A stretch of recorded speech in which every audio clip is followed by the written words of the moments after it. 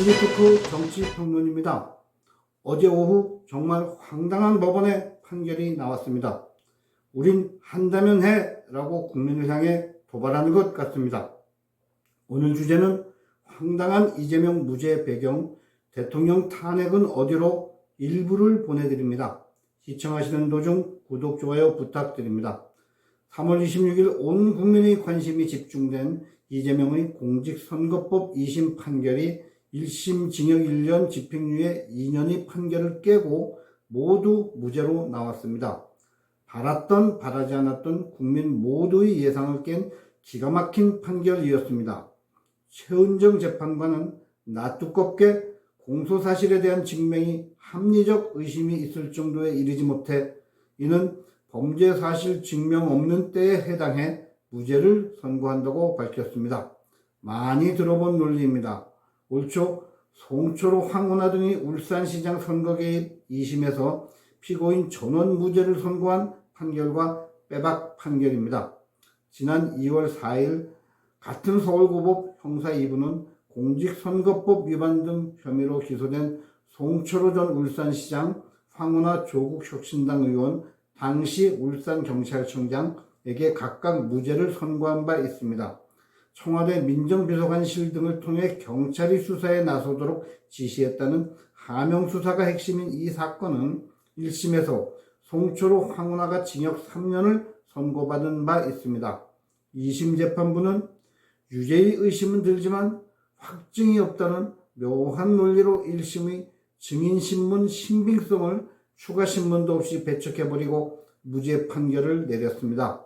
재판장 설범식은 판결 직후 광주고검장으로 영전했습니다. 도대체 서울고법에서 무슨 일이 벌어지고 있나요? 국민의 한 사람으로 너무 불쾌해서 굳이 다시 언급하고 싶진 않지만 이해를 돕기 위해 이재명 무죄 사건을 짤막하게 분석을 해봅니다. 김문기 씨 사건의 김문기를 모른다는 발언에 대해 재판부는 이재명의 머릿속에 들어가 있는 뇌피셜 판결을 내렸습니다. 이재명은 마치 제가 골프를 친 것처럼 사진을 공개했다며 골프를 치지 않았다는 표현을 교묘하게 바꿔 말했습니다. 아주 영악한 자이죠. 재판부는 이 발언을 골프를 치지 않았다로만 해석할 근거가 없다며 어떤 사람을 모른다는 것은 선거법이 금지하는 허위사실 공표 행위가 아니라 인식이므로 처벌이 불가능하다고 설명했습니다. 웃기는 것은 방송에서 질문자가 전혀 골프 발언을 하지 않았는데도 이재명 스스로 끄집어냈다는 것입니다. 2, 3일 전에 언론에 보도되었기 때문에 스스로 재발이 저렸던 것이지요. 마음속의 생각을 밖으로 내보내지 않고 그대로 가지고 있으면 재판부 말대로 인식이라 할 수 있습니다. 그러나 일단 외부로 표현하면 그 자체가 행위가 되는 것입니다. 말이나 글로 써도 그것은 행위인 것입니다. 재판관들은 이재명이 춤추고 뛰어다니는 것만 행위이고 말이나 글은 행위가 아니라고 보는 건가요? 국어 실력이 하급이라도 사법시험에서는 문제가 안 되는 것 같습니다.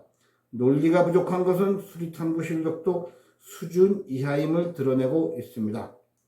다른 피고인이 이런 말을 했어도 같은 판결을 내렸을까요? 절대 아닐 것입니다. 오직 이재명에게만 특화된 판결일 뿐인 것입니다. 재판은 보편 타당해야 한다는 법의 기본 원리도 무시한 판결입니다.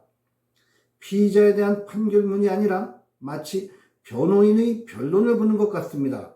이렇게 철저히 종북주사파 피고인 편에서 판결을 내리는 예를 요즘 들어 자주 목격합니다.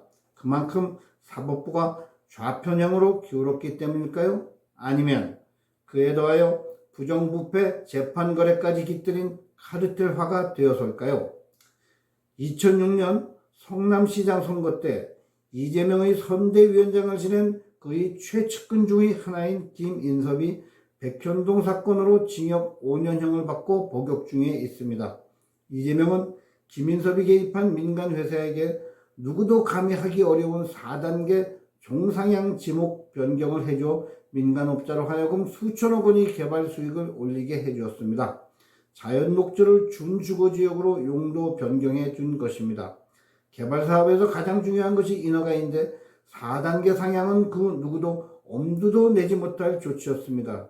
측근 김인섭은 75억 원을 받은 것으로 알려졌고 이재명의 그에 대한 대가는 베일에 가려져 있습니다.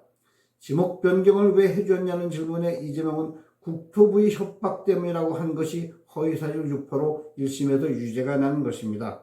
그러나 2심은 국토부 협박은 이재명의 과장된 의사표현이지 허위사실 유포가 아니라 처벌할 수 없다고 판시했습니다. 꿈보다 해몽이 좋은 맛깔스러운 판결입니다. 참 친절한 판사님이네요. 이재명은 전생에 조상이 무슨 은덕을 쌓았길래 만나는 판사마다 그에게 유리하게 판결을 하는지 참 알다가도 모르겠습니다. 그래서 그가 그의 부모 묘수에 구멍을 파고 쇼를 했던 것일까요? 이 판결의 결과로 혼탁한 공직선거 거짓말 대잔치가 벌어지는 후폭풍을 재판부는 감당할 자신이 있는지 묻고 싶습니다.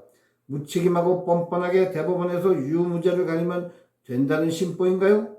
안타까운 것은 재판관 2명이 호남 출신이며 그 중에는 또 당연히 우리 법 연구회 출신도 있다는 것입니다.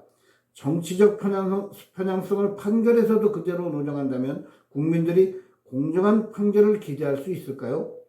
유리한 판결을 궤변으로 무장해 특정 지역 특정 정치 세력에게만 편향된 판결을 내리는 사법부를 국민이 신뢰하고 그 결과를 납득할 수 있을까요? 이 판결이 확정되면 과거 이 조항에 의해 유죄 판결을 받은 피의자들의 재심 요구가 잇따를 것입니다. 대법원은 이날이 어처구니 없고 사법체계를 무너뜨리는 판결에 대해 상고심에서 명확히 입장을 밝혀야 할 것입니다. 곧이어 방영될 황당한 이재명 무죄 판결, 대통령 탄핵은 어디로 2부도 많이 시청해 주시기 바랍니다. 폴리토크 김승재 주필이었습니다. 감사합니다.